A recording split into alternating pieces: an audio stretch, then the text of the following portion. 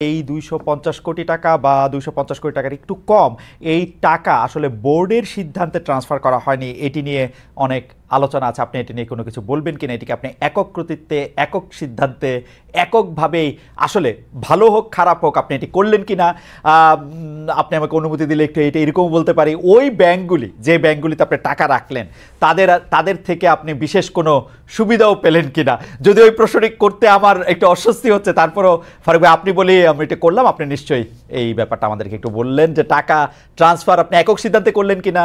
দুই হচ্ছে এই টাকা ট্রান্সফার করে আপনি কোনো বিশেষ সুবিধা পেলেন কি? আর যে বাকি টাকাগুলো আছে এগুলো আমরা আস্তে আস্তে যে কোনো একজন জনাব এস এম রানা যিনি একজন অভিযুক্ত, তাকে আসলে বিসিবির অফিসিয়াল হিসেবে দেখিয়ে 2 রাত রাখা হয়েছে, যার খরচ বহন করছে বাংলাদেশ ক্রিকেট বোর্ড, একই ব্যক্তির বিমানের টিকিটও দিছে বিসিবি, এবং এই জনাব এস এম রানা তিনি অভিযুক্ত এবং একজন পলাতক, একজন আপনার সাথে এক ধরনের সখ্য আছে তার, এবং কেউ কেউ বলছেন আপনি যেহেতু নারায়ণগঞ্জে ব্যবসা করেন অনেকদিন আগের থেকে আপনার সাথে সখ্য আছে আওয়ামী লীগের সাবেক সংসদ সদস্য জনাব শামীম ওসমানের, তার আত্মীয় স্বজনের, এবং এই এস এম রানার ব্যাপারটা যদি যে আপনি আসলে তাকে দেশ থেকে চলে যেতে বা অন্যভাবে সাহায্য করতেছেন বা অন্যভাবে কি স্টেপ কিছু নিতেছেন, এই টাকা বা 2 রাত 1 রাত থাকাটাই আসলে মুখ্য ব্যাপার না, তাকে আপনি মানে উনি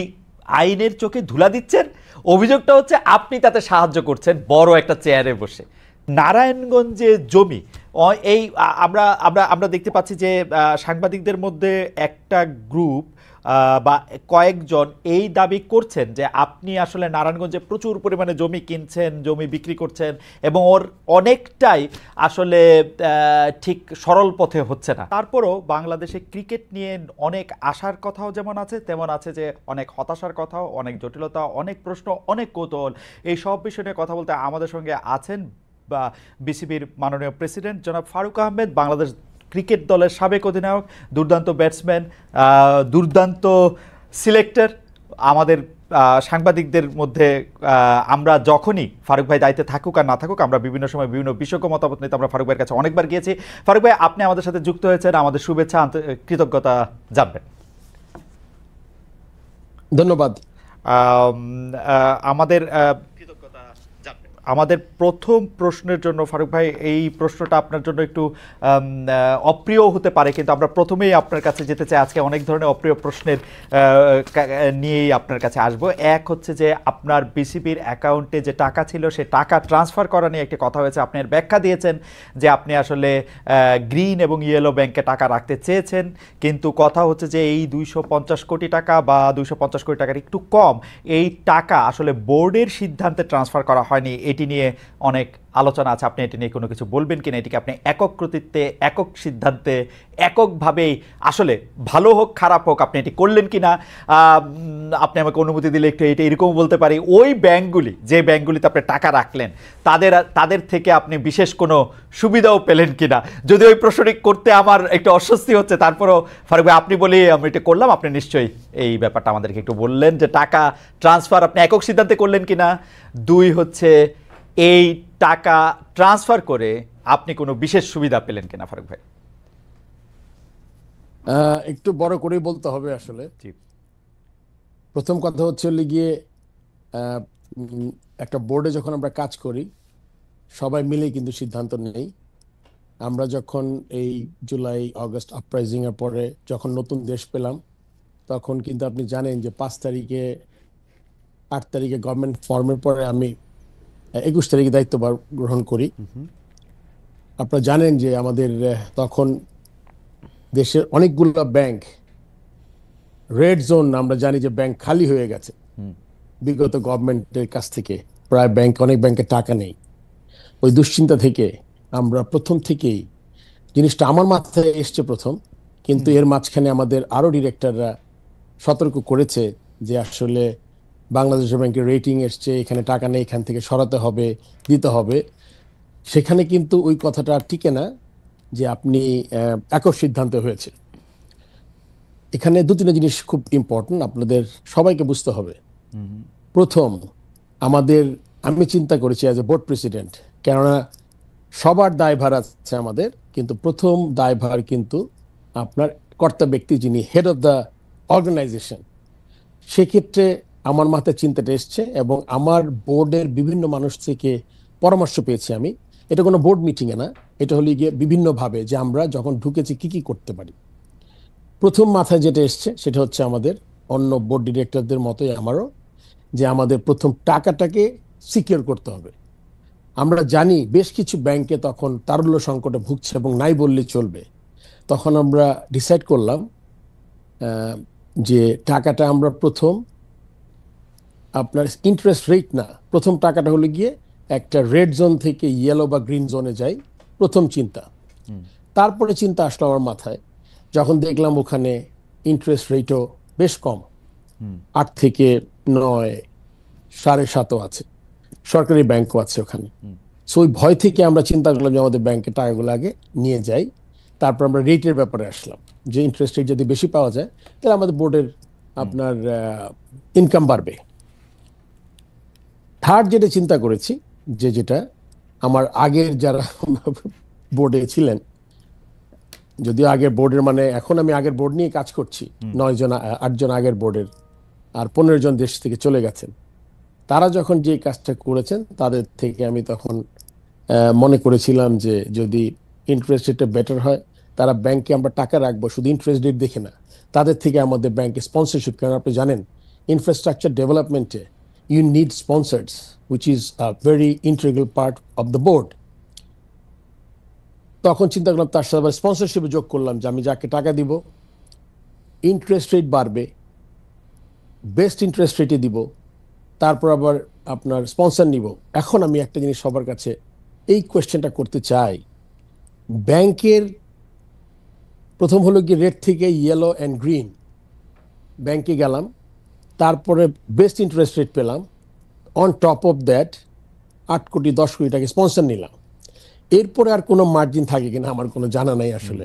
অ্যান্ড আপনার কোয়েশ্চেন দিয়ে স্ট্রেট করি, একটা মানুষ তো মিলাবে যে একটা মানুষ তার career as a cricketer, as a selector, একটা মানুষ কিন্তু হঠাৎ করে আপনি বুঝতে পারবেন না এটা মানুষ কেমন।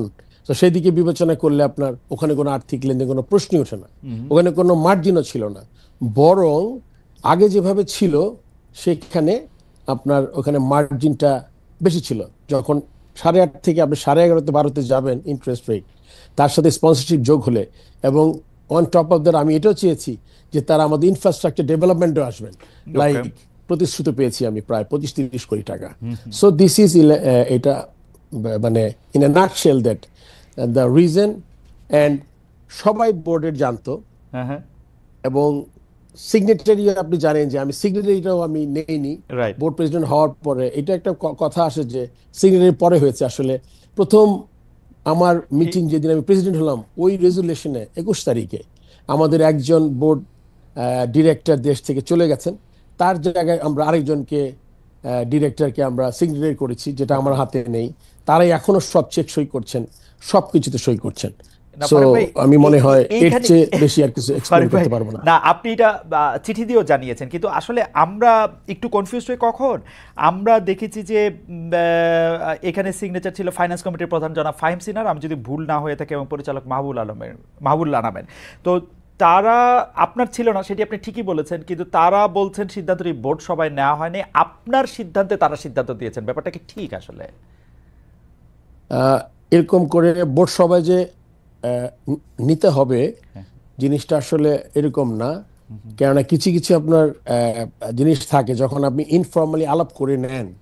এখন যখন সবাই যখন অনেক কনসার্ন, যখন ওই বোর্ড সভা 1 মাস 2 মাস পরে হবে, তারপর আপনি সিদ্ধান্ত নেবেন, তখন ব্যাংকে যখন আপনি টাকা আনতে যাবেন সিদ্ধান্তের পরে কোনো টাকা থাকবে না।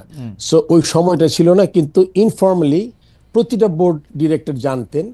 এখন তারা যদি কিছু বলে থাকেন এটার বাইরে অন্য কিছু, এটাতে আসলে আমার কোনো কমেন্ট করার কিছু নাই।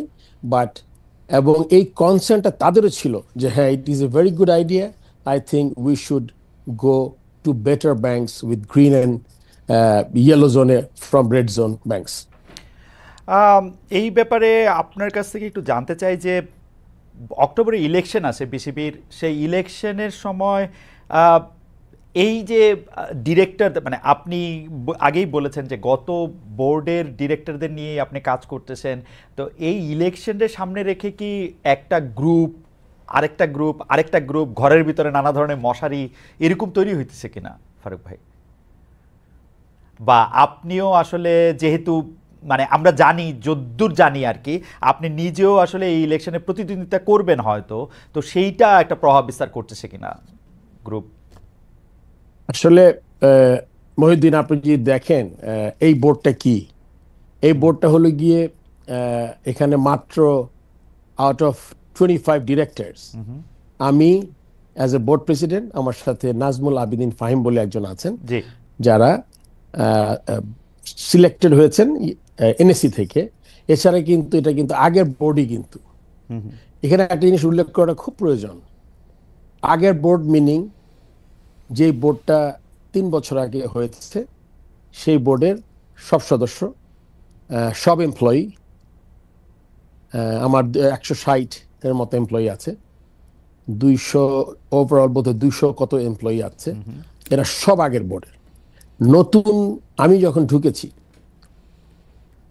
আমাদের এখানে আসলে এই আচরণবিধি, চাকরি বিধি, এইচআর পলিসি খুব স্ট্রং না। যেভাবে আগে রিক্রুটমেন্ট হতো, সেই রিক্রুটমেন্টে আমি যে বোর্ডে ঢুকে খুব মানুষ নিতে পেরেছি এটাও না। কোনো নতুন মানুষ খুব বেশি হলে হাতে গোনা 3 থেকে 4 জন 8 মাসে হয়তোবা অ্যাপয়েন্টমেন্ট পেয়েছে। সো বোর্ড যদি আপনার পুরোটা আগেরই হয়, আমি এটা পাশে রাখছি যে সে কি, আপনি জানেন তো, আগের বোর্ড মানে যারা চলে গেছেন তাদের সাথে যারা কাজ করেছে, যারা দেশ ত্যাগ করেননি, সো তাদের সাথে কিন্তু আমি কাজ করছি। আপনি যদি বলেন যে গ্রুপ, আমি কিন্তু একটা গ্রুপ, মানে ইনফ্যাক্ট আমার সাথে আরেকজন আছেন, আমাদের 2 জন কিন্তু নতুন, আর the whole set up is the same. আমি কারো চাকরি নেইনি, কেউ টার্মিনেট হয়নি, একটা বা 2টা ছেলেকে সাসপেন্ড, একটা নোটিশ করেছি, খুব সম্ভবত একটা ছেলেকে টার্মিনেশনের একটা নোটিশ করা হয়েছে। এটাতে একটা পিরিয়ড থাকে 3-4 মাসের। সো আপনি যদি মনে করেন যে এসেই সবাইকে 30-40 জনকে চাকরি টার্মিনেট করেছি, সাসপেন্ড করেছি, এরকম কিছু করি নাই। কেননা এটা একটু সময় নিয়ে বলছি, তার কারণ হচ্ছে গিয়ে আপনি যেই সেট আপে আসবেন, ওই সেট আপে কিন্তু ক্রিকেট বোর্ডের কাজ কিন্তু বন্ধ থাকতে পারবে না। আপনি ঘুম থেকে উঠবেন, আমি যখন ক্রিকেট বোর্ডে আসি, আমরা পাকিস্তানকে 2 টেস্ট হারিয়ে দেশে এসেছি, ইন্ডিয়া এসছে, সাউথ আফ্রিকা এসছে, আন্ডার-19 ইউএই এসছে, সাউথ আফ্রিকান একটা এজ গ্রুপের টিম এসছে, মহিলা world cup was a big challenge. যে চ্যালেঞ্জটা আমরা ঢাকায় হওয়ার কথা ছিল, আপনি জানেন, সেই মহিলা ওয়ার্ল্ড কাপকে আমরা আইসিসির সাথে নেগোশিয়েট করে আমরা পার্টনার খুঁজেছি, অ্যান্ড অনেক ইন্টারেস্টেড ছিল। আপনি জানেন আমরা হোস্টিং রাইট ছাড়িনি, হোস্টিং রাইট না ছেড়ে আমরা ইউএইর সাথে আমরা হোস্টিং রাইটের যে টাকাটা আমরা শেয়ার করেছি, উইতে গেছে, এটা কিন্তু পুরোটা চলে যেতে পারতো। এটা একটা আমার কূটনীতি ছিল। আমি মিটিং করেছি গিয়া ইউএইতে, তারপরে আমার সিইও বোধহয় যোগাযোগ করেছিল যে আমরা স্টিল করতে চাই, সো ওইটা করেছি আমরা। সো যখন আপনি এসব ব্যাপারগুলো মাথায় রাখতে হবে, আপনার কোনো কিছু কিন্তু হ্যাম্পার করতে পারবেন না। এমন হতো যে আমি 6 মাস সব কাজ বন্ধ রেখে লেটস স্টার্ট ফ্রেশ, ওই সুযোগটা আমার ছিল না কখনোই। সো সব কিছু কন্টিনিউ করে আমি মনে করেন এর মধ্যে বিগ চ্যালেঞ্জ বিপিএল, আপনি জানেন যে ফ্র্যাঞ্চাইজি লিগ, যেখানে প্লেয়াররা একটা ভালো টাকা পায়। সো আমি কিন্তু আমার সব কিছু করতে চেয়েছি যা আগের মতো করেছি, এবং তখন সাহায্য 25 থেকে 8-9 জন, আমার সহ 10 জন, এবং এরাও যে মানে খুব অ্যাক্টিভ ছিল এটা আমি বলবো না আসলে। আমি ওই যে বোর্ডের বিষয়ে বা মাঠের খেলার বিষয়ে আবার একটু আসবো ফারুক ভাই আপনার কাছে। আরেকটি বিষয়, যে বিষয়টি আপনার বিরুদ্ধে একটা বড় অভিযোগ, এই অভিযোগটা তুলছেন সাংবাদিক জুলকারনাইন সায়ের, আরও অনেকে, যে কোনো একজন জনাব এস এম রানা, যিনি একজন অভিযুক্ত, তাকে আসলে বিসিবির অফিসিয়াল হিসেবে দেখিয়ে 2 রাত রাখা হয়েছে, যার খরচ বহন করছে বাংলাদেশ ক্রিকেট বোর্ড, একই ব্যক্তির বিমানের টিকিটও দিছে বিসিবি, এবং এই জনাব এস এম রানা তিনি অভিযুক্ত এবং একজন পলাতক একজন, আপনার সাথে এক ধরনের সখ্য আছে তার, এবং কেউ কেউ বলছেন আপনি যেহেতু নারায়ণগঞ্জে ব্যবসা করেন অনেকদিন আগের থেকে আপনার সাথে সখ্য আছে আওয়ামী লীগের সাবেক সংসদ সদস্য জনাব শামীম ওসমানের, তার আত্মীয় স্বজনের, এবং এই এস এম রানার ব্যাপারটা যদি একটু বলতেন ফারুক ভাই। আসলে খালেদ, এস এম রানার ব্যাপারটা বলতে হবে এভাবে, আপনি একটু আগে উল্লেখ করেছেন নারায়ণগঞ্জের। জি, আমি নারায়ণগঞ্জে, আপনি জানেন যে আমার বাবার ব্যবসা সব নারায়ণগঞ্জে। আমার বাবা পাটের ব্যবসা করতো। এই এস এম রানা ছেলেটা আসলে তার শীতলক্ষা বলে একটা ক্লাব আছে, সে নারায়ণগঞ্জ ডিএস এর সদস্য ছিল, সে নারায়ণগঞ্জ ক্লাবের ভাইস প্রেসিডেন্ট ছিল। আমার বাবা যেহেতু পাটের ব্যবসা করতেন, আমাদের শীতলক্ষাতে বেশ কিছু জমি ছিল, যখন গোডাউন ছিল পাটের। শীতলক্ষা থেকে এই রানা শীতলক্ষা ওইভাবে পরিচয় হয়ে সে আমার জমিটা বেচা কেনাতে হেল্প করেছে তখন। সো আপনি এটা একটা, তার সাথে আমার পরিচয়ের কথা বললাম, এবং ডে বাই ডে ও টিম চালাতো, নিজে ক্রিকেটার ছিল, এভাবে পরিচয়। এখন শামীম ওসমানের সাথে নারায়ণগঞ্জের এমপি ছিলেন সে, তার সাথে আমি ফর্মার ক্যাপ্টেন, চিফ সিলেক্টর, আমি নারায়ণগঞ্জ ক্লাবের মেম্বার, তার সাথে যে আমার কখনো দেখা হয়নি এটা বললে তো ভুল কথা হবে, আমি তাকে দেখেছি। কিন্তু আপনার সখ্যতা, তার সাথে সম্পর্ক, এগুলো কখনোই ছিল না। আর আমার জানা মতে রানার কোনো পলিটিক্যাল অ্যাফিলিয়েশন নাই, সে কোনো দলের সদস্য না, কোনো কাউন্সিলর না, আমার জানা মতে।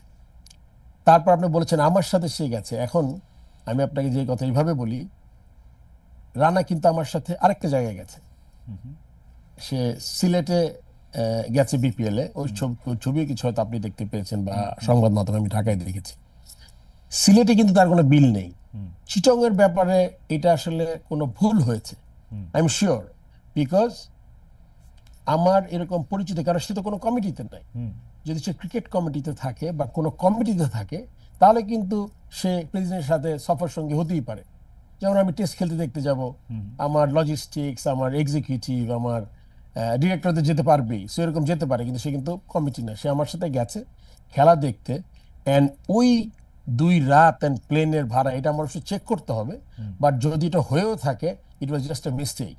কেননা তাহলে হতো কি, এর মধ্যে তো আপনাকে বললাম অনেকগুলা খেলা হয়েছে, বিপিএল এর খেলা 3-4টা ভেন্যুতে হয়েছে, 3টা ভেন্যুতে হয়েছে। তারপরে আপনার যেটা কথা এসছে, আমার মনে হয় এটা সাউথ আফ্রিকার কোনো ম্যাচের হবে, কিন্তু তারাই কিন্তু বিপিএল এর খেলা সে দেখতে গিয়ে তারপরে আপনার ওই বিলটা হয়তো মিসপ্লেসড হয়েছে। তো ওইটা যদি এরকম হয়, তাহলে ওইটা যদি মিস্টেক হয়, তাহলে ডেফিনেটলি মানে if Rana is not around, then আমার পয়সাটা দিতে হবে না। ইন্টারেস্টিং ব্যাপার হচ্ছে যে আপনি মানে আপনার সাথে সংশ্লিষ্টতা জনাব রানার সাথে বলে এরকম করা হচ্ছে যে আপনি আসলে তাকে দেশ থেকে চলে যেতে বা অন্যভাবে সাহায্য করতেছেন বা অন্যভাবে কি স্টেপ কিছু নিতেছেন। এই টাকা বা 2 রাত 1 রাত থাকাটাই আসলে মুখ্য ব্যাপার না, তাকে আপনি মানে উনি আইনের চোখে ধুলা দিচ্ছেন, অভিযোগটা হচ্ছে আপনি তাতে সাহায্য করছেন বড় একটা চেয়ারে বসে। এটা এটা যদি কেউ প্রমাণ করতে পারে, হ্যাঁ, আমি কাউকে একটা ফোন করেছি রানার ব্যাপারে, তাহলে কিন্তু আমাদের আলোচনাটা অন্যরকম হবে। আচ্ছা, আমি কোনো এসপি, ডিসি, নারায়ণগঞ্জের এনি পিবিআই, যারা যারা সংশ্লিষ্ট যারা আছেন আইন শৃঙ্খলা রক্ষাকারী, তাদের যদি কোথাও কোনো সম্পৃক্ততা পাওয়া যায়, বরং এটা একটা উল্টো, মানে রানার সাথে আমাকে মিশিয়ে এটা একটা স্টোরি করা হচ্ছে, যেটাকে আমাকে ডিমিন করা হচ্ছে। আচ্ছা, ব্যাপারটাকে বুঝাতে পেরেছি? আমার মনে যে মোটামুটি এই ব্যাপারটা আমি বুঝতে পেরেছি, দর্শকরাও নিশ্চয়ই আপনার ভাষাটা শুনেছেন। আমি আবার একটু বোর্ডে ফিরে তো আসি। কেউ কেউ একটা কথা বলতেছে, নামটা আমি না বললাম, কিন্তু কথাটা হচ্ছে অনেকটা এরকম, আগে যেমন বোর্ড মানে ছিল হচ্ছে আবাহনীর একটু দাপট, চোখ রাঙানো, এখন দাপটটা হয়ে গেছে মোহামেডানের, এবং এই চোখ রাঙানোটা নানা জায়গায় মানে এটা সংক্রামিত হচ্ছে। আপনি আসলে এই ব্যাপারটা নিয়ে অনেক কিছু করতে পারতেছেন না, মানে আসলেই কি এখন আগে যেমন বোর্ড বলতে আবাহনী, আমি খুলেই বলি বোর্ড বলতেই আবাহনী, বোর্ড বলতেই বেক্সিমকো, বোর্ড বলতেই পাপন ভাই, যদিও উনি প্রেসিডেন্ট ছিলেন, বোর্ড বলতেই সালমান এফ রহমান, এরকম ছিল। এখন কি এইটা আবার উল্টায় গিয়ে এটা আবার মোহামেডানের কাছে চলে গেছে অন্যায়ভাবে? আপনি এটাকে কেমন ভাবে দেখেন ফারুক ভাই? এটা আমার মনে হয় আসলে কিছু কোয়েশ্চেন অ্যান্সার করতে হয় কি, হ্যাঁ, আমরা খুব তাড়াতাড়ি কনক্লুশনে চলে আসি। আচ্ছা, মোহামেডান যে আলাদা কোনো আমার থেকে ফেভার পাবে এটার সম্ভাবনা কম। আপনি বলেছেন যে আরেকটা কি তৈরি হচ্ছে নাকি, আমি আমার ব্যাপারটাকে ক্লিয়ার করে নিই। মোহামেডান ক্লাবের আমি কখনো কোনো অফিসিয়াল ছিলাম না, আমি কখনো খেলিনি, আমি কোনো ক্যাপ্টেন ছিলাম না, আমি মোহামেডান ক্লাবের কাউন্সিলর চাই না। আপনি একটু ইলেকশনের কথা বলেছিলেন, সেটার কোনো সম্পর্ক নাই। তো আমার কাছে কোনো এক্সট্রা বেনিফিট পাওয়ার কোনো সম্ভাবনা নাই। চাপ দিয়া, আর আমরা খুব তাড়াতাড়ি খুব খুব তাড়াতাড়ি কনক্লুশনে, আমি বুঝতে পারছি আপনার কথা, খুব তাড়াতাড়ি আমরা কনক্লুশনে এসে যাই। এখন না না না, এই বিষয়ে অনেকগুলো কথা আসবে, আমি বলছি আস্তে আস্তে। আপনার বুঝতে হবে বাংলাদেশ ক্রিকেটের হিস্ট্রিতে কোনো ধরনের চাপে কোনো প্লেয়ার, কোনো tournament, right from premier league to third division, একটা খেলা একদিনের জন্য পিছায় নাই। প্রত্যেকটা খেলা অন টাইম। আপনি জেনে খুশি হবেন আজকে ফাইনালের মতো ম্যাচ হলো, মোহন আবাহনী খেলা হয়েছে, আবাহনী চ্যাম্পিয়ন হয়েছে, মোহন রানার্স আপ হয়েছে। আমার কাছে চাপের কথা যদি বলেন, আমার ক্যারেক্টারের সাথে চাপটা আসলে যায় না। কেন যায় না আপনাকে আমি বলে দিচ্ছি খুব সুন্দর করে। 2016 সনে একটা পার্টিকুলার যখন আপনার চিন্তা করেছিল বোর্ড, 2 টায়ার সিলেকশন প্যানেল, আমি বলেছিলাম এতে করে ইনস্টিটিউশন ধ্বংস হবে। কেননা সিলেকশন কমিটির চেয়ারম্যান খালেদ মহিউদ্দিন হবে না ফারুক আহমেদ হবে এটা কিন্তু ইম্পর্টেন্ট না। ইম্পর্টেন্ট কি সিলেকশন কমিটির চেয়ারম্যান পদটা। আপনারা যখন 2 টায়ার করবেন তখন সিলেকশন কমিটিটা হয়ে যাবে, হলে অ্যাকাউন্টেবিলিটি কমে যাবে। আপনি যখন টিম খারাপ খেলবে তখন আপনি খুঁজে পাবেন না কে দায়ী। ভালো খেলবে যারা বস তারা সামনে এসে দাঁড়াবে। সো চাপের কথা আমার কাছে হবে না, বিকজ ক্রিকেট বোর্ডে বিরাট সম্মানের জায়গা, আল্লাহ আমাকে একটা তো ভালো জায়গায় বসিয়েছেন যাতে আমি দেশের জন্য কিছু কাজ করতে পারি, যেটা আমি সবসময় চাই। এছাড়া আমার কোনো ব্যক্তিগত এজেন্ডা নাই ক্রিকেট বোর্ডে। অনেকের অনেক ধরনের এজেন্ডা থাকে। ছোটবেলা থেকে ন্যাশনাল টিমে খেলেছি, খুব তাড়াতাড়ি ক্যাপ্টেন হয়েছি, press was with me, camera was with me all along. ভালো খেলি খারাপ খেলি লাইমলাইটে ছিলাম। সৎ হিসাবে মানুষ জানে খুব ভালো করে যে আমি মানুষ হিসাবে কেমন। এটা আসলে শত্রুরা কিছু 2-1 ছাড়া, আপনি জানেন যে যাদের কোনো এজেন্ডা আছে তারা ছাড়া, কিন্তু এটা তারা জানে যে আমার অনেস্টিটা কেমন as a chief selector also. Because আমি যে সময় 2003-এ চিফ সিলেক্টর এবং 2013-তে চিফ সিলেক্টর, তখন আমি একটু আগে বলেছেন চাপ, বিরাট চাপ। আমরা যখন খেলতাম তখন আবাহনী মোহামেডান এমন সিলেক্টররা করেছে, দেখো তো 4টা আবাহনী হয়েছে, 5টা মোহামেডান না হলে কিন্তু বিরাট ঝামেলা হবে, এটা কিন্তু করা যাবে না, 5-5। আমি কিন্তু যখন সিলেকশন করতাম আমার চশমাটা থাকতে হলে গিয়ে 3-এর চশমা বলি আমি আর কি, কিছু দেখা যাবে না কি নাম আবাহনী না মোহামেডান। সবার আগে দেশ, তারপরে ক্রিকেট দল, তারপর আমার কোন জায়গায় কাকে দরকার। সো চাপে আমার যেটা একটু আগে বললাম, যদি এজেন্ট আমার থাকে, যদি শুধুমাত্র হয় ক্রিকেট বোর্ডের প্রেসিডেন্ট থাকবো আর আমার কোনো বেনিফিট নাই, তাহলে তো এখানে চাপের কোনো কোয়েশ্চেন আসে না। কেননা আপনি জানেন আমি কিন্তু আপরাইজিং এর পরে 8 তারিখ গভর্নমেন্ট ফর্ম হওয়ার পরে আমি কিন্তু বোর্ডের প্রেসিডেন্ট হয়েছিল গিয়ে কত 13 দিনের মধ্যে, 21 তারিখের মধ্যে। সো এমন না যে খুব এইম ছিল যে আমি বোর্ডের প্রেসিডেন্ট হব একদিন। আমাকে খুঁজে বের করা হয়েছে যে কে এই কাজটা করতে পারে। ফারুক ভাই আমি একটু বলি, আপনার এই অবস্থান, এই দৃঢ় অবস্থান আমরা সবসময় দেখে আসছি।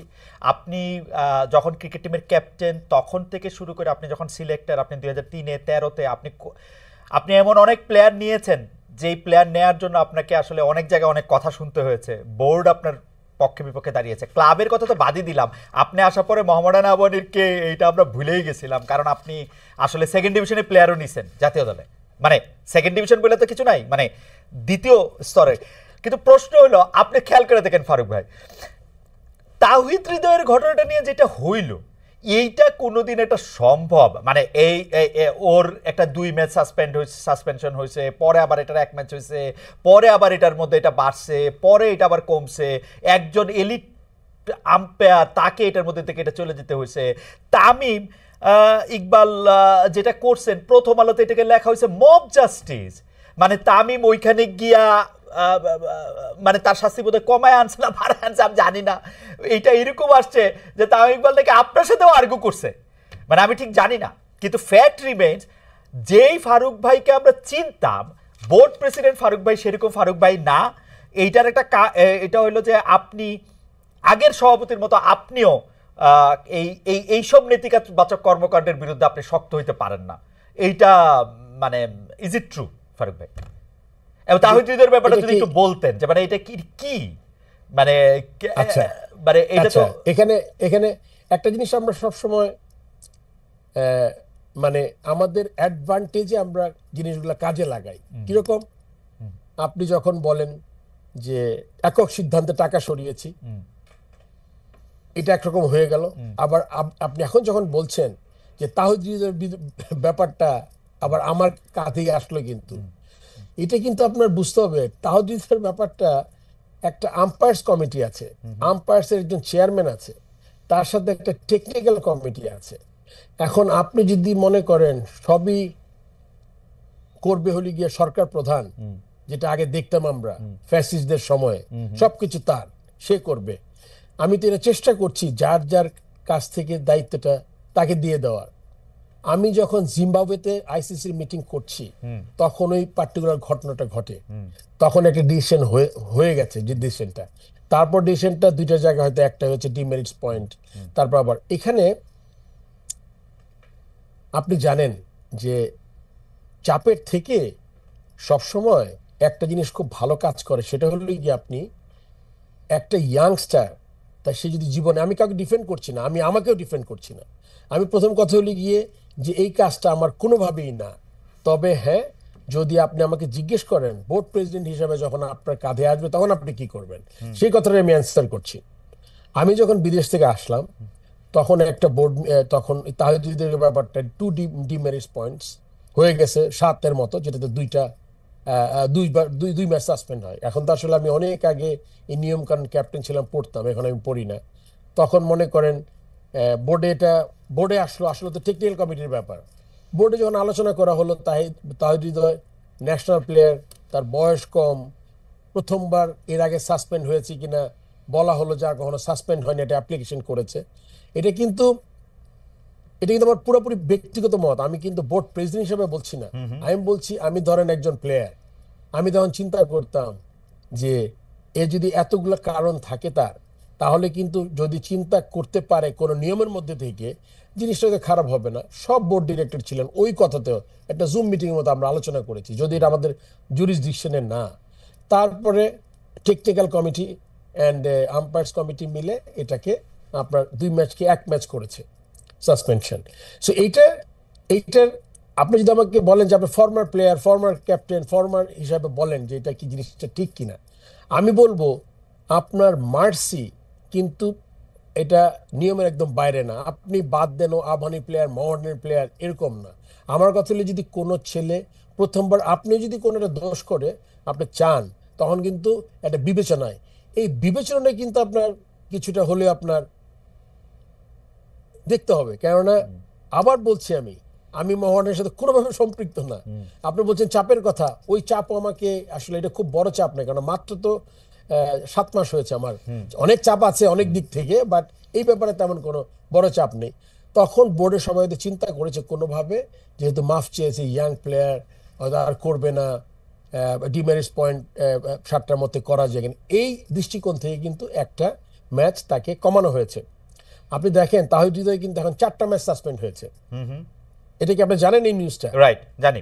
সে পরের ম্যাচে সে আবার ক্রিজ ছাড়তে তার 1 মিনিট না 30 সেকেন্ডের মধ্যে দেরি হয়েছে, সে সাত ডিমেরিট সাথে 1 ডিমেরিট পয়েন্ট যোগ হয়ে 8 হয়ে যায় 4 ম্যাচ অটোমেটিক। এখন আর এটাতে আসলে আর কোনো কিছু হবে না, টেকনিক্যাল কমিটি আছে।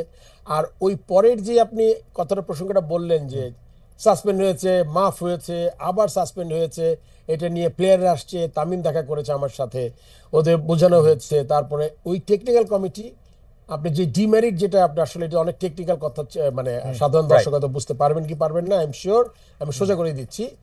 আপনি যে ডিমেরিট পয়েন্ট যে 7টা পেয়েছে ওটা কিন্তু 1 বছর বলবৎ থাকবে। 1 বছরের মধ্যে তাহলে যদি কোনো ধরনের সিমিলার কোনো ডিমেরিটস পয়েন্ট পায়, মনে করেন লেটস সে 1 পয়েন্ট পেলেই কিন্তু 8 থেকে হলেই কিন্তু আপনার 4টা হয়ে যায় অটোমেটিক। সো এইটা এই টেকনিক্যাল কমিটি চিন্তা করেছে, এটা তো আমি টেকনিক্যাল কমিটির মেম্বার না, আমাদের তিন মেম্বার টিম আছে, তারা বলেছে এই টেকনিক্যাল কমিটির যেই ডিমেরিট পয়েন্ট 1 বছর ক্যারি করবে, ওর মধ্যে যদি সে আর কোনো মিস্টেক করে থাকে করবে, যেটা আনফরচুনেটলি পরের ম্যাচই করেছেও, এবং অটোমেটিক সে 4 ম্যাচ সাসপেন্ড হয়ে গেছে। So this is something that. কিন্তু ফারুক ভাই, আমাদের একটা প্রশ্ন, তামিম ইকবালের ক্রিকেট আমি 2006 থেকেও যদি ধরি, তামিম ইকবাল সিনিয়র পর্যায়ে, মানে জাতীয় দলে তো বটেই, এই পর্যায়ে ক্রিকেট খেলে হচ্ছে 2006, 25, 19, 18, 19 বছর সে ক্রিকেট খেলে। তারও 1-2 বছর আগে থেকে ক্রিকেটের সাথে তার পরিচয়, তার ভাই ক্রিকেট খেলেছে, তার বাবা ক্রিকেট সংগঠক ছিলেন, তার চাচা বাংলাদেশের ক্যাপ্টেন ছিলেন। মানে ক্রিকেট তো তার কাছে কোনো, মানে এইসব বাইলজ, মেরিটস, ডিমেরিটস এগুলো আমাদের জন্য শক্ত হইতে পারে, তামিমের জন্য তো কোনো শক্ত না। কিন্তু আমি তো তামিমকে সংবাদ সম্মেলনে বলতে শুনলাম কোত্থেকেই 4 সাসপেনশন আসলো, কোত্থেকে কি আসলো, বা কথাই শুনলাম, এইটা উনি কেন বলতেছেন, বা এইটা কারণটা কি?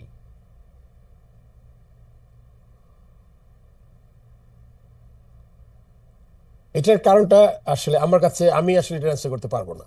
এটার অ্যান্সার তারই করতে হবে, আম্পায়ার্স কমিটি অ্যান্ড টেকনিক্যাল কমিটির সাথে বলতে হবে।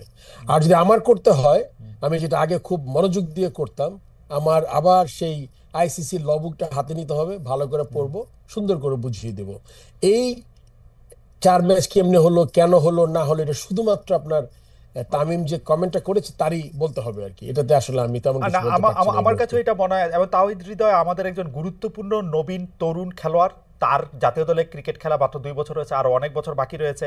আমরা নিশ্চয়ই তাওহিদ হৃদয়, যদি আজকে আপনি এসেছেন বলে যদি এই অনুষ্ঠান দেখে থাকেন বা দেখেন, কারো কাছে শুনেন, আমাদের আহ্বান থাকবে যে তিনি ক্রিকেট খেলোয়াড়ের মতোই আচরণ করবেন। 1 ম্যাচ, 2 ম্যাচ, 5 ম্যাচ, বছর সাসপেন্ড হওয়াটা বড় কথা না, একটা ক্রিকেটার হওয়াটা অনেক বেশি গুরুত্বপূর্ণ, যেটা আমরা বুঝি আর কি। আর আম্পায়ার্স কমিটি, টেকনিক্যাল কমিটি, তাদেরও আসলে দায়িত্বের ক্ষেত্রে আমি জানি না, যেহেতু তাদের দায়িত্ব আলাদা, তারা তাদের দায়িত্ব ঠিকমতো পালন করবেন বলেই আমাদের বিশ্বাস। আমরা পরবর্তী ধাপে যাচ্ছি ফারুক ভাই, কিন্তু আমরা দর্শকদের কাছে জানতে চেয়েছিলাম, সভাপতি হিসেবে ফারুক আহমেদ 8 মাস পাস করেছেন।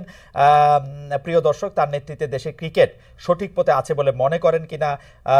আনফরচুনেটলি শতকরা 91% দর্শকই মনে করছেন যে এটা সঠিক পথে নাই, শতকরা 9% দর্শক মনে করছেন এটা সঠিক পথে আছেন। 37,000 দর্শক। আমরা আপনাকে যে প্রশ্ন করতে চাই, সেই প্রশ্নের ক্ষেত্রে আসলে ক্রিকেটের বাইরে একটু ব্যাপার আছে, সেইটা হচ্ছে যে নারায়ণগঞ্জে জমি, এই আমরা দেখতে পাচ্ছি যে সাংবাদিকদের মধ্যে একটা গ্রুপ বা কয়েকজন এই দাবি করছেন যে আপনি আসলে নারায়ণগঞ্জে প্রচুর পরিমাণে জমি কিনছেন, জমি বিক্রি করছেন, এবং ওর অনেকটাই আসলে ঠিক সরল পথে হচ্ছে না।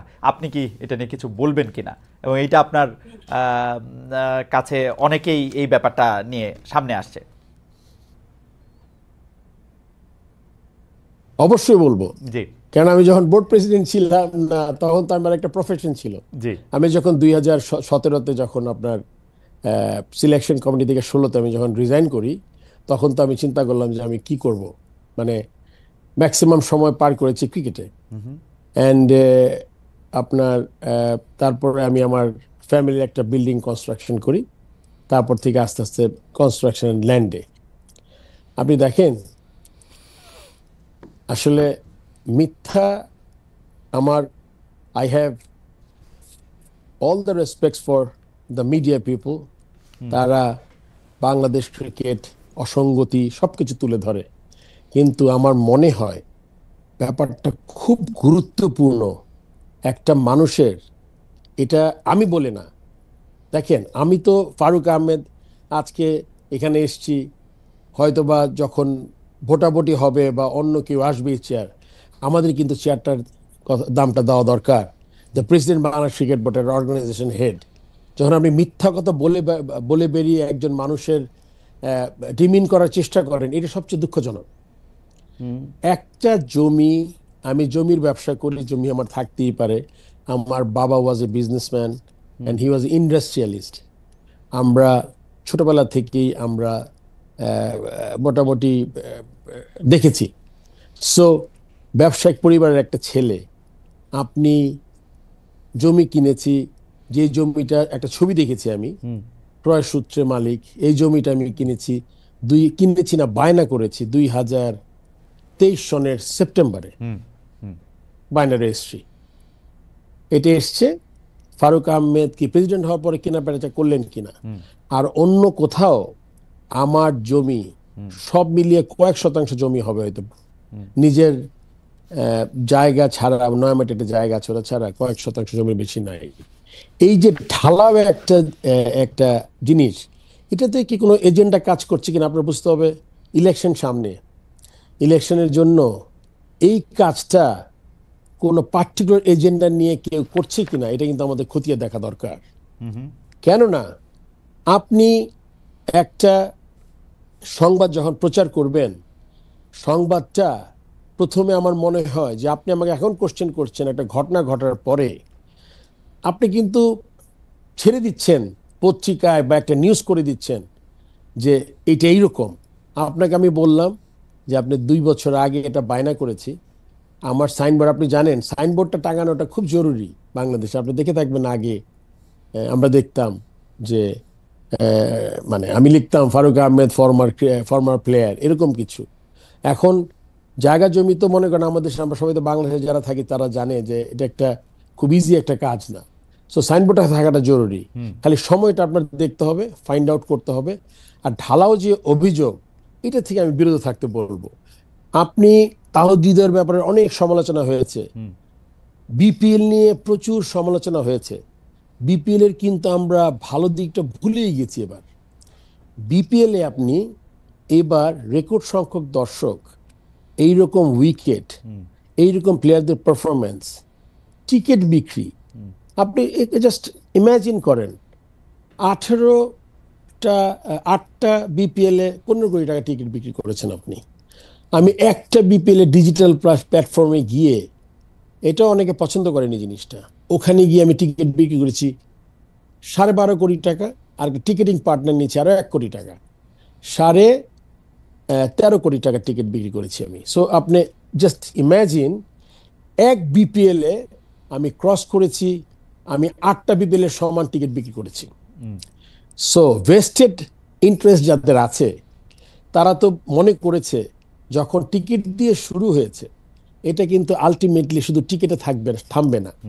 যত সব জায়গায়, এই যে আপনি প্রথমেই যেটা আমরা আলোচনা শুরু করেছিলাম, ব্যাংকে টাকা দেয়াটা, এই ব্যাংকের টাকা দেয়াটা দিয়েও কিন্তু আমি এবার বছরে 6.5 থেকে 7 কোটি টাকা ইন্টারেস্ট বেশি পাবো।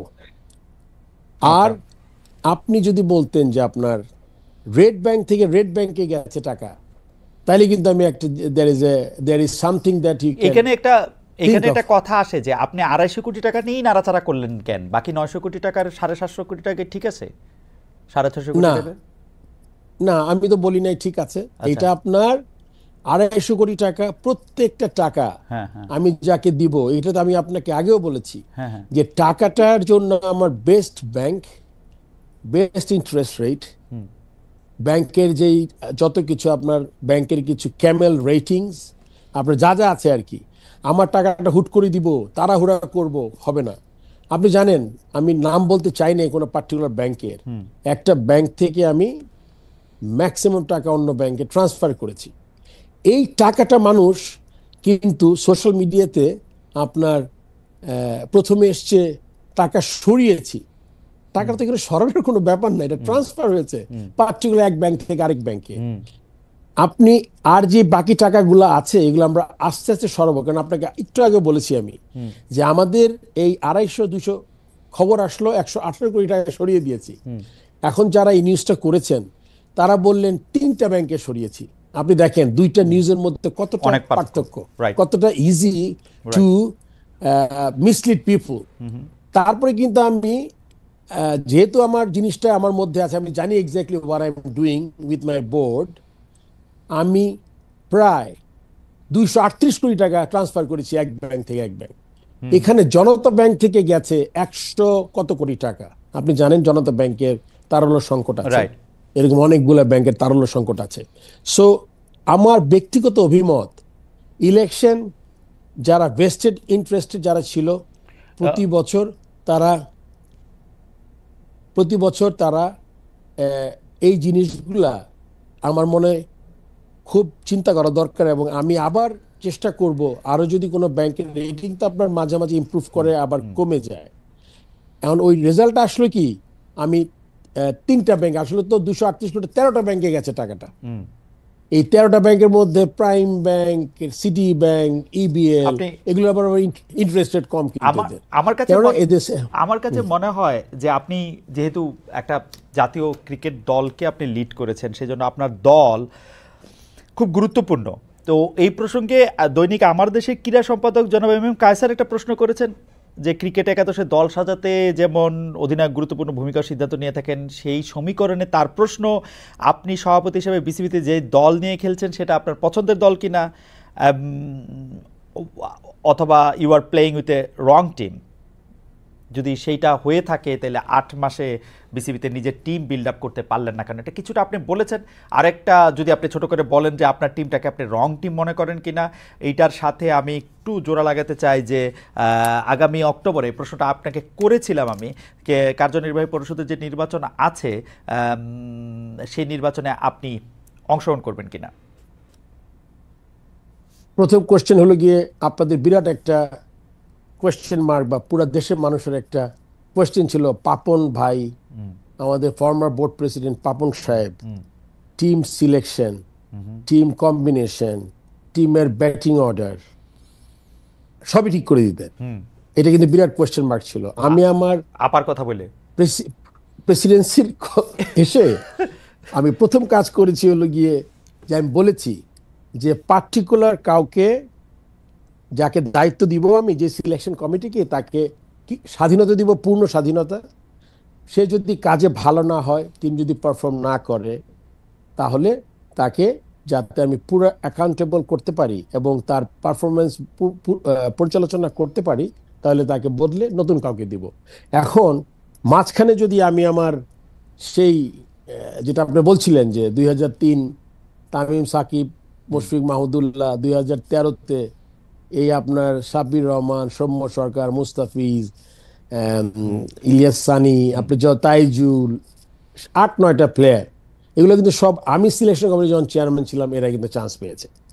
তো এখন আমি কিন্তু বলেছি যে না, যারা কাজ করছে তারা তাদের এই মেধাটা আছে পুরো কাজে লাগাবে এবং তাদের কাজের মূল্যায়ন হবে। মূল্যায়ন হওয়ার পরে যদি আমরা মনে করি যে তারা ভালো না, তাহলে তাদের কাজ আমরা, কারণ this is a position you can always change rather than influence. আর আমরা কিছু পলিসি করে দেই, যে পলিসির মধ্যে থেকে আপনি মনে করেন, আমি বলেছি বোর্ড পলিসিতেই থাকবে। পলিসিটা কিরকম, ফিটনেস টেস্ট থাকতে হবে ওখানে, ফিটনেসে না উতরাতে পারলে খেলাবো না, ইনজুর্ড প্লেয়ারদের না নিলে ভালো হয়, এরকম একটা কিছু আমাদের পলিসি আছে, পলিসি দিয়ে থাকবো। পুরো দায়িত্বটা আমরা সিলেকশন কমিটিকে দিয়েছি। বাট যদি সবাই চায়, যেহেতু যেই কাজটা আমি সবচেয়ে ভালো পারি, তাহলে চিন্তা করবো আমি যে সিলেকশনে কোনো কিছু ইনফ্লুয়েন্স, সিলেকশনের কোনো কিছু হেল্প করা যায় কিনা, কিন্তু আমি এই মুহূর্তে ওখানে যেতে চাই না। ফারুক ভাই, দুইটা জিনিস, এইটা হইল যে এটা অনেক কথা হয়েছে কিন্তু এটার আমরা কোনো ইয়া দেখতেছি না, সেটা হচ্ছে ফিক্সিং। আপনি জানেন যে বিপিএল একটা জিনিস আমার মনে হয় খালেদ, এই অক্টোবরের ইলেকশন, আপনি ইলেকশন করবেন কিনা, ইলেকশনে করবো কিনা, রাইট। আমার মনে হয় যেহেতু কোন একটা কোয়ার্টার দুর্নীতি যারা করেছে ক্রিকেট বোর্ডে, এন্ড যারা এখনো চেষ্টা করছে to demean me, so that তাদের জন্য সবচেয়ে ইজি কাজ কি, যে ফারুক ভাইয়ের জন্য 4টা কলাম লিখলে, 2টা মিথ্যা কথা বলে বদনাম দিলে, এ তো ওই ধরনের লোক রিজাইন করে চলে যাবে, কারণ তার কোনো আলাদা এজেন্ডা নাই, আনলেস দেশের ক্রিকেটের ইমপ্রুভ করা। সো তারা, এটা আমার মনে ইন্টেনশনালি একটা খেলা হচ্ছে এখানে। সো এবার আমি চিন্তা করেছি, আমি চেষ্টা করব ইলেকশন করতে এবং দেশের ক্রিকেট ছেড়ে দিলে তার প্রবলেম সলভ হলো না। মনে করবো যে এটা খুব ইজি, তাদের জন্য যারা চাচ্ছে আমি ছেড়ে দেই, আমরা তো সাধারণত দেখছি যে ক্রিকেট বোর্ডের প্রেসিডেন্ট যারা ক্ষমতায় থাকে তাদের লোকই হয়। আপনি যেহেতু ইউনূস সাহেবের সময় এসছেন, বিএনপি আসলে কি আপনি থাকবেন, বা মানে ডিরেক্টর থেকে আপনাকে প্রেসিডেন্ট করা হবে? আপনার কি মনে হয়? মানে খালেদ, আমার মনে এই ব্যাপারটা আমাদের আরেকটা প্রোগ্রামে ইলেকশনের যে কমপ্লেক্স হিসাবটা এটা বুঝতে হলে খালেদ আমার মনে এটা সময় লাগবে তোমার আপনার।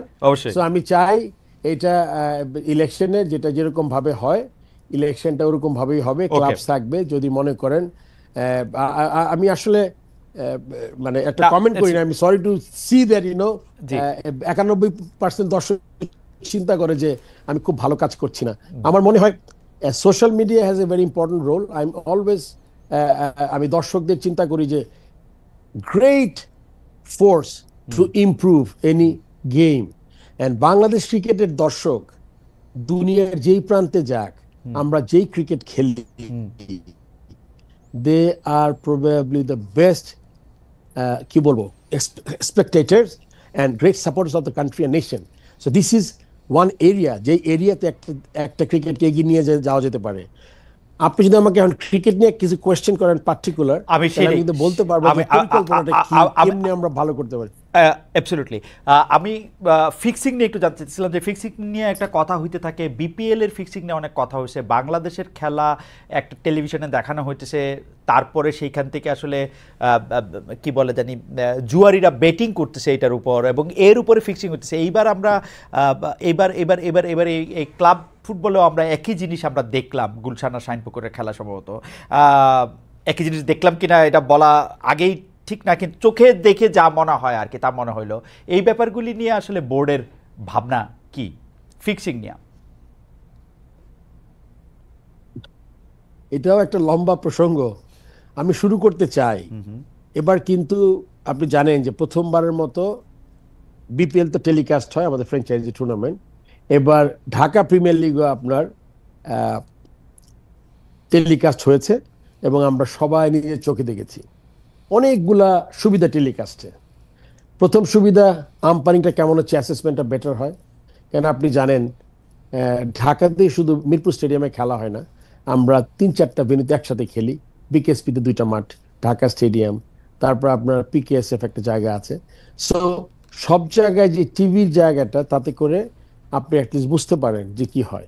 এখন তো আমি খুব খুশি, আমি বলবো না খুব খুশি, অ্যাটলিস্ট আমরা জানি এখন কতগুলো পার্সেন্টেজ ম্যাচ আপনার ফিক্সিং বলবো না, সন্দেহের তালিকায়। কারণ ফিক্সিং শব্দটা খুব একটা কঠিন ব্যাপার, কারণ আপনার এটা করার জন্য একটা বিসিবির একটা আলাদা অ্যান্টি করাপশন ইউনিট একজন অফিসার আছেন, উনি ইনভেস্টিগেশন করেন।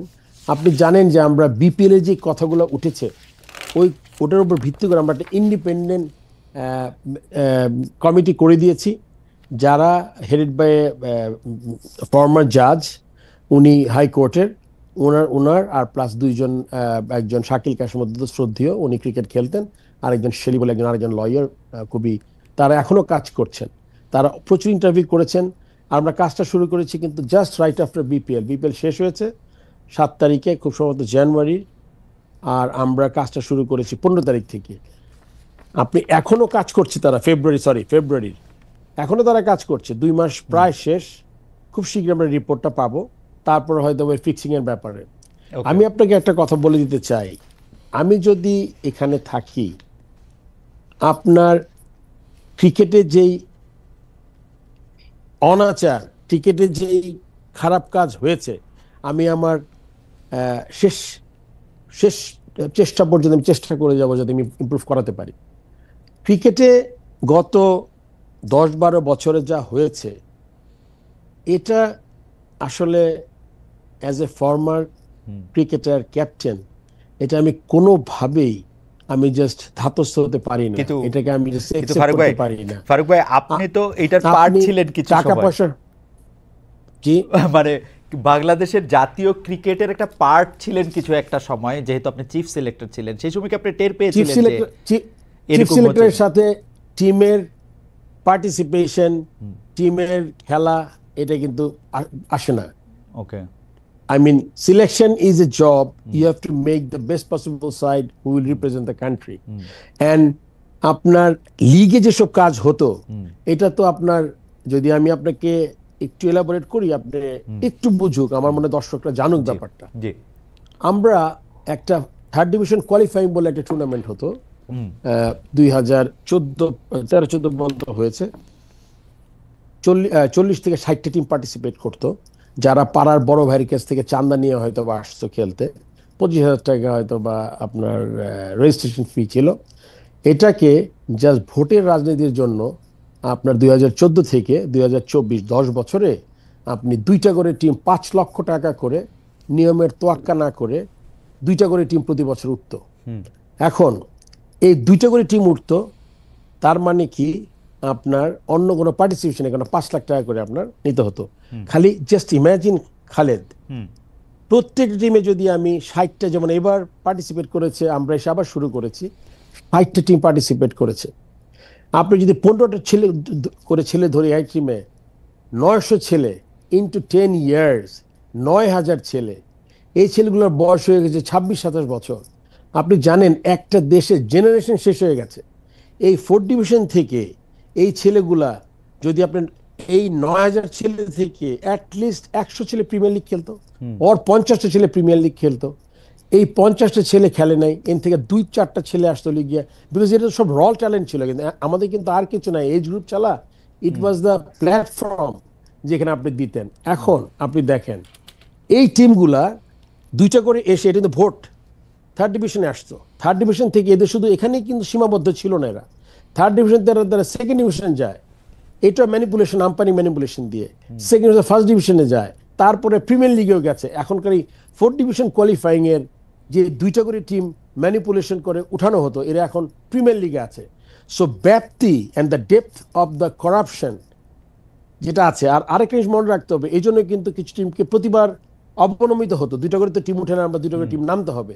এই 2টা করে টিম কিন্তু এর মধ্যে young Pegasus, ইগলেটস club, gymkhana club, দেয়ার আর ক্লাবস, ঐতিহ্যবাহী 20 বছরের 25 বছরের ক্লাব, কিন্তু তাদের হয়তো বা ওই ওই স্রোতে গা ভাসাতে পারেনি, ওখান থেকে কিন্তু নিশ্চিহ্ন হয়ে গেছে। সো অ্যাকচুয়ালি ফাইন্যান্সিয়াল প্রবলেম, একটা ফাইন্যান্সিয়ালি আপনি একটা দেশ থেকে আপনি অনেকগুলা টাকা নষ্ট হয়েছে, ডেফিনেটলি এটা দিয়ে আমরা অনেক ডেভেলপমেন্ট করতে পারতাম। কিন্তু you see the generation already আপনার শেষ হয়ে গেছে। Generation 9,000 cricketer, they are not anymore cricketer. And এই করাপশনগুলো কিন্তু, যে ম্যাচটার কথা আপনি বললেন, এখনো ম্যাচ ফিক্সিং হয় বা সন্দেহ করতে পারি আমরা, যেটাকে আমরা প্রুফ করার জন্য আবার আলাদা টুলস লাগে। সো আপনি এইটা কিন্তু আমাকে অ্যাজ এ প্রেসিডেন্ট, আমি জাস্ট এটা কোনোভাবেই আসলে আমি মানতে পারি না বা মানতে চাই না। Financial corruption you can always recover. Okay, একসময় ফাইন্যান্সিয়াল ক্রাইসিস হয়েছে, আমরা আবার ইমপ্রুভ করব, ইমপ্রুভ করে আমরা এগিয়ে যাব। কিন্তু যে জেনারেশনটা চলে গেছে, এখানে একটা কথা আমি বলে দিচ্ছি, আপনি ক্রিকেটের যেহেতু আলোচনায় আসবো, পাইপলাইনের প্লেয়ার আপনার নাই কেন? নাই, because the whole system got rotten. And এই সিস্টেমটার মধ্যে এখন আপনি ওই ঘুরে ফিরে নামে কিছু প্লেয়ার আছে। Why we are not getting player like Tamim, Saqib, Mushfiq, Mahmudullah? Why we are, I mean, with due respect, the team we have is not bad. I'm talking about the pipeline of the players. I mean, national team যে ছেলেগুলো আছে, they are talented. We have a team যারা ভালো করছে, যারা ভালো খেলছে, কিন্তু তারপরে কি, সেটার জন্য কিন্তু আমাদের বিল্ড আপ কোনো জিনিস হঠাৎ করে হয়ে যায় না। টিমগুলো আপনার বিল্ড করতে হবে, এবং এইটার থেকে বেরোতে হলে আমাদের মিনিমাম 5 থেকে, মানে মাই assessment, to have a great cricketing pipeline আমার 4 থেকে 5 বছর লাগবে আমি মনে করি। আমরা আপনার এই সময় আপনার ক্রিকেট এবং পাইপলাইন নিয়ে আমরা সর্বশেষ প্রসঙ্গে আসব। তার আগে আমরা একটু এই প্রশ্নটা করতেই হবে যে সাকিব আল হাসান, সাকিব আল হাসান এই ডেইলি সানে দেয়া এক সাক্ষাৎকারে বলেছেন, আমি এখনো বাংলাদেশ হয়ে খেলতে চাই আর এই ইচ্ছা সবসময় থাকবে। এই নিয়ে বিসিবি সভাপতি থেকে সরকারের শীর্ষ পর্যায়ের কর্মকর্তা সবার সঙ্গে যোগাযোগ করেছি। সাকিব আল হাসান আপনার সঙ্গে যোগাযোগ করেছিল কিনা? সাকিব আল হাসানকে আসলে দেশের ক্রিকেটে আর কাজে লাগানোর কোনো রকম কোনো পরিকল্পনা আছে কিনা? সাকিব আল হাসানের বিরুদ্ধে অভিযোগ যে তিনি আওয়ামী লীগের হয়ে নির্বাচন করেছেন, এমপি হয়েছেন, সেই অভিযোগটা তার খেলোয়াড়ি জীবনের ক্ষেত্রে বাধা হতে পারে কিনা? তাকে মানে তাকে একদম বয়কট করা হইতে পারে কিনা? তাকে আর খেলতে না দেওয়া হইতে পারে কিনা? এইটা যৌক্তিক কিনা? মানে আপনি কি মনে করেন সাকিব আল হাসান আসলে ক্রিকেটে ফিরে আসা, খেলা, অংশগ্রহণ করা এটা উচিত কিনা? প্রশ্নের দুইটা উত্তর আমি দিতে চাই। প্রথম কথা হচ্ছে সাকিব আল হাসান খেলতে চেয়েছে। সাকিব আল হাসান অ্যাটলিস্ট আপনি জানেন যে উনি খুব সম্ভবত 2টা ফরম্যাট থেকে রিটায়ার করেছে, যেটা শুধুমাত্র টেস্ট ক্রিকেটে সে খেলতে চেয়েছিল ঢাকা বাংলাদেশে এসে। এটা পুরোপুরি একটা মানে গভর্নমেন্টের ব্যাপার। আপনি জানেন যে তার বিরুদ্ধে কিছু অভিযোগ আছে, সত্য মিথ্যা এটাতে আমি আর যাব না, কিন্তু সেটাতে সাকিব আল হাসানরা কতটুকু কমফোর্টেবল দেশে এসে খেলার ব্যাপারে এটা আমি জানি না। হয়তোবা সাকিব আল হাসান মানে আইডিয়াল হতো যদি একটা টেস্ট ম্যাচ খেলে যদি রিটায়ার করতে পারতো। মানে এটা লিগে টোটালি আমার প্লেয়ার হিসেবে আমার পয়েন্ট অফ ভিউ যে সে যেহেতু খেলেছে 17-18 বছরে, but at the same time এটা আসলে পুরোপুরি একটা গভর্নমেন্ট ডিসিশন, বিকজ তার তার তার এগেনস্টে যে কোনো যদি অভিযোগ থেকে থাকে এটা আসলে পুরোপুরি দেখবেন আপনার গভর্নমেন্ট দেখবে। এটা আসলে আমি ক্রিকেট বোর্ড হিসেবে আমার খুব বেশি কিছু করার নেই এখানে। না ফারুক ভাই, এটা আপনি ঠিকই বলেছেন, তার বিরুদ্ধে হত্যা মামলা সহ অন্যান্য অনেক মামলা আছে। এখন উনি যেটা সাকিব আল হাসানের যেটা অনেকে মনে করতেছেন যে সাকিব আল হাসান দেশে ফিরে আসলে বিসিবি কি তার নিরাপত্তা দিতে পারে, মানে বিসিবির কি তার নিরাপত্তা দেওয়ার কোনো ঘটনা আছে? কারণ তার বিরুদ্ধে অভিযোগ আছে, সেই অভিযোগের প্রমাণ অপ্রমাণ সেটা সম্পূর্ণভাবে আদালতের ব্যাপার। তিনি নিশ্চয় আদালতে তার মতো করে তিনি লড়বেন, কিন্তু তিনি এসে জামিন নিয়ে খেলতে পারবেন কিনা, মানে হোয়াট ডু ইউ থিঙ্ক, মানে এইটা বিসিবির পক্ষে কি তার নিরাপত্তা দেওয়া সম্ভব? এটা নিরাপত্তার বিসিবির পক্ষে দেওয়া সম্ভব না, কিন্তু সাকিব এসে তাকেই ফেস করতে হবে। এটা আবারও বলছি আমি, এটা সরকারের থেকে ব্যাপারটা করতে হবে। বিসিবি তাকে আসার পরে তার ফিটনেস লেভেল, সে খেলার সময় আছে কিনা, পারবে কিনা, সে সব অন্যগুলো দেখার দায়িত্ব বিসিবির। বাট তার যে আপনি যে কেসের কথা বললেন সেই জিনিসগুলা আমার মনে সাকিব আল হাসানেরই মানে চিন্তা করতে হবে যে সে এসে কিভাবে ফেস করতে চায়, এটা তার ব্যক্তিগত ব্যাপার।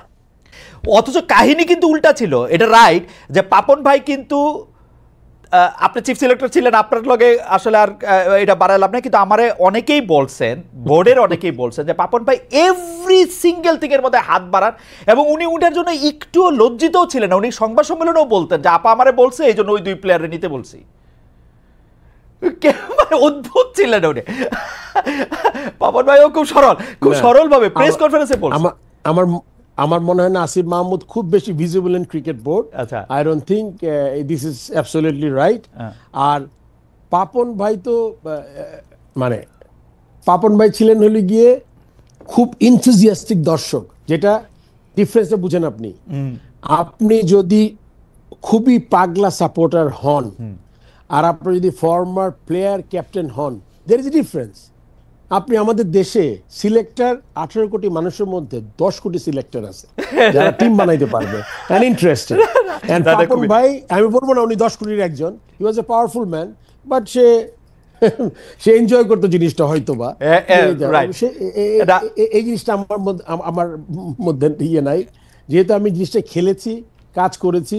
আমি সবসময় বলবো যে আমি চেষ্টা করব যে যার যেই দায়িত্ব। আমার মনে হয় যে ফারুক ভাই আমরা অনেকক্ষণ আপনাকে আজকে ধরে রেখেছি, অনেক বিষয় নিয়ে কথা বলেছি, প্রায় সবগুলি বিষয় নিয়ে কথা বলেছি। 120 কোটি টাকা আপনি সরিয়েছেন কিনা, শাহিম ওসমানের সাথে আপনার সম্পর্ক কি আছে, আপনি ম্যাচ ফিক্সিং ঠিক করবেন কিনা, আপনি প্লেয়ারদের লাইনে আনতে পারতেছেন কিনা, বোর্ড আছে কিনা, সব বিষয়ে আপনি আসলে অত্যন্ত চমৎকার উত্তর দিয়েছেন। আমার মনে হয় যে ফারুক ভাই আপনার এই উত্তর দেওয়াটা জারি থাকুক। যে সাংবাদিককে যে প্রশ্ন করুক আপনি মাথার মধ্যে ব্যাট দিয়ে বাড়ি দিয়ে না, আপনি বাড়ি দিলে এটা একটা কঠিন দশা হবে।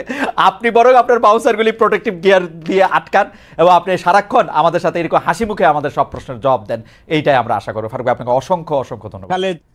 আপনাকে ধন্যবাদ। দর্শক যারা শুনেছে, আমি এসছি মাত্র, হয়েছে হলো গিয়ে 7-8 মাস।